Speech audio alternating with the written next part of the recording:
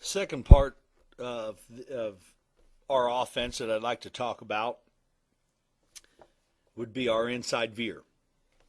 And with the inside veer here, basically, we are going to run that to the one technique. Run that to the one technique. Opposed to our midline, where that was to our three technique, our twos. So we're going to run our inside veer to the one technique. We're going to run it a regular, or we're going to run it a load. Two different styles to block it. Two different ways to block it. We're going to stalk and cloud on the perimeter. We'll go through all these here.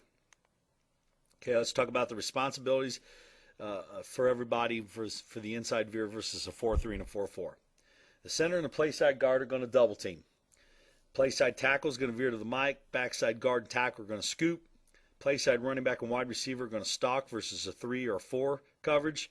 They're going to cloud versus 2 or versus 4. The motion of the running back is going to be late and fast if he's not in the eye. The fullback is going to crossover step and aim for the brown spot of the play side guard. Quarterback's going to hop back or glide, read the first D lineman outside the guard, the B gap.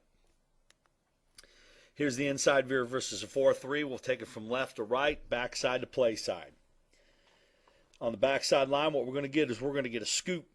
We're going to scoop, okay? And basically what's going to happen here is we are going to, that play side tackle, he's going to scoop through the ball. So we want him to cut.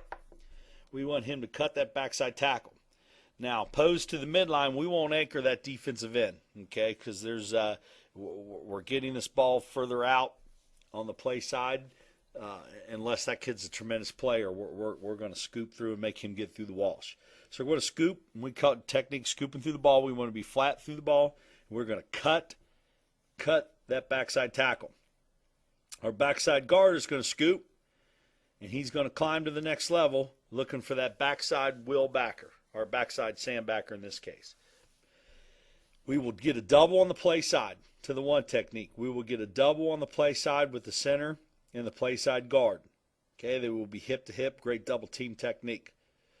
Our play side tackle will be veering down to the Mike backer, veering down to the Mike backer. In this particular case, we are stalking, so our play side wingback is up on the safety. Our play side tackle, our play side corner is our play side wide receiver, is up on the corner. Now, we have different varying ways that if they roll the coverage during the cadence for the wing back and the wide receiver to communicate if we want to turn it into a cloud block. What's going to happen is our quarterback's hopping open now. Okay, as he hops open, opposed to the midline where he was hopping back, now he is hopping open to the play side. So as he hops open, we have the same mesh techniques that they used with the midline. Okay, but the fullback is a crossover step, brown spot of the guard. The quarterback now is reading that defensive end. The give read is the defensive end. Pitch read is that will backer in this case.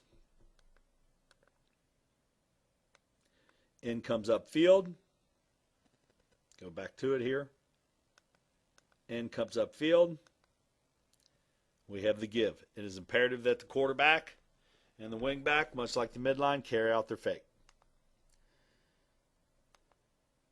Okay, now give pitch again. He comes flat, takes the fullback. Now the quarterback is downhill attacking that will backer for the pitch. He steps to him. He'll pitch to the wingback. Okay, here's the inside veer versus a 4-3 with a cloud block. Okay, everything blocking is the same except for the wingback and the wide receiver. Let's say they've rolled up to a cover 2 look. So we want to create that chute for that wingback to get through. So therefore what we're going to do is we're going to put that wing out on that corner and that wide receiver on that safety. The give and pitch remain the same. Comes flat, we get the pitch, running back hits the chute. Okay, inside veer versus a 4-4. Now they've have that hybrid kid, that backer / safety kid in the game, or they have walked that strong safety down into the box. Things change a little bit here. Out of our double formation, on the backside, we remain the same. Okay, backside remain the same. Play side, we're going to double. We're going to come off to the middle backer. Now, what is going to happen now is our play side tackle, okay, is veering to middle. It is more of a vertical veer. More of a vertical veer. Okay? Vertical veer. So now what happens is our in is still our give, and our outside linebacker is still our pitch. Quarterback keeps it. Backer ran to the pitch.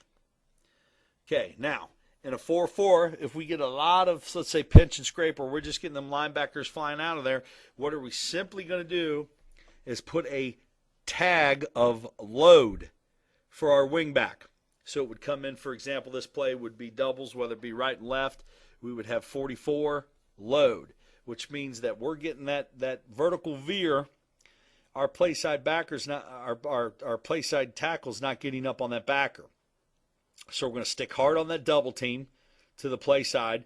We are now going to take the play side tackle down inside, okay, for the other backer that's scraping. We're going to have our wing back now load the scrape backer. The give and the read stay the same. All this does now is allows the safety. We don't have the wing back or the wide receiver up on the safety, so he's running free. But we'll take that because we always tell our kids, you know, guys up front, the D-line make tackles for losses.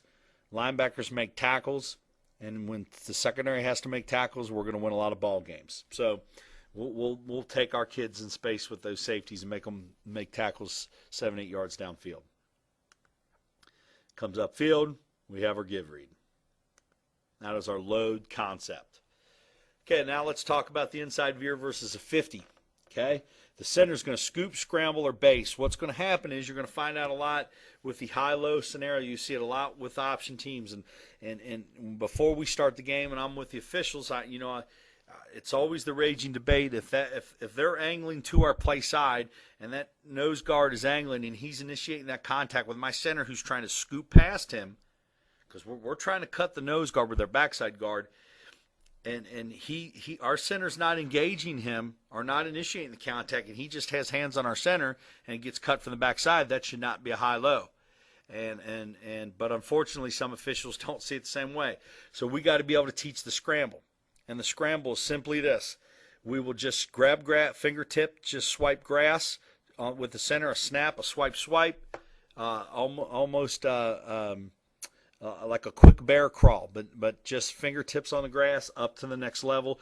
So therefore, if the nose guard is engaging him out and he's getting cut by backside, it is not a high-low.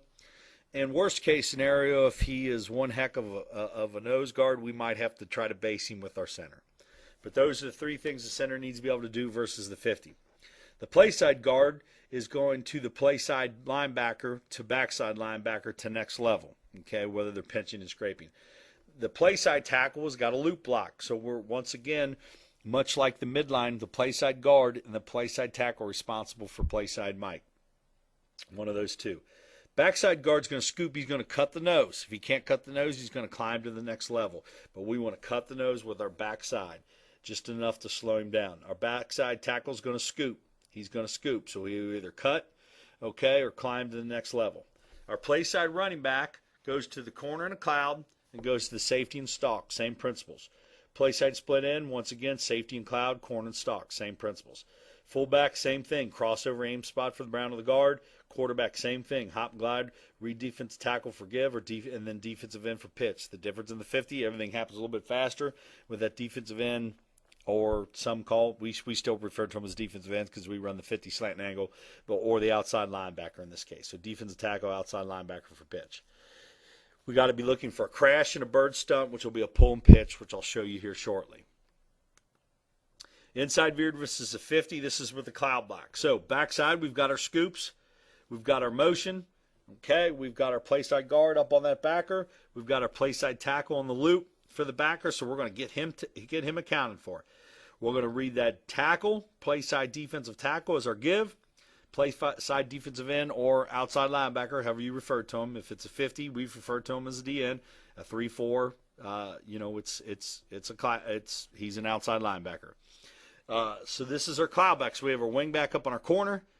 We have our wide receiver on our shoot. So let's say we're getting a 50 with a cover 2 look behind it, or cover 4. Okay, we want to create that shoot. Okay, we have the give the pitch, which I discussed. He comes flat. We get it pulled. Okay, the defensive end is trying to feather, leaning more towards the pitch. Quarterback's going to keep it up through